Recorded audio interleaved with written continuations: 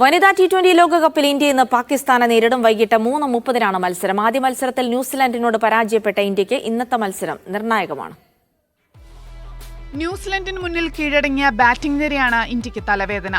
സ്മൃതി മന്ദാനയും ഹർമൻപ്രീത് കൗറും ഷഫാലി വർമ്മയും അവസരത്തിനൊത്ത് ഉയർന്നിരുന്നില്ല. ഇന്ന് പാകിസ്ഥാനെ നേരിടുമ്പോൾ ബാറ്റിംഗ് നിരയുടെ ശക്തിയാകും ഇന്ത്യക്ക് നിർണായകമാവുക. ഓൾറൗണ്ട് മികവ് പുറത്തെടുക്കുന്ന മലയാളി താരം സജ്ന സജീവൻ ഇന്ന് ടീമിൽ ഇടം നേടിയേക്കുമെന്നാണ് സൂചന.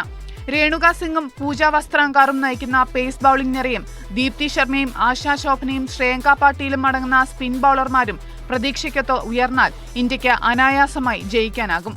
ഇന്ത്യയും പാകിസ്ഥാനും ഇതുവരെ 15 മത്സരങ്ങളിലാണ് നേർക്കുനേർ വന്നത്. 12ലും ജയം ഇന്ത്യക്കൊപ്പമായിരുന്നു.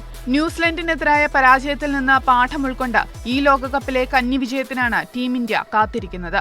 Sports desk, media 1.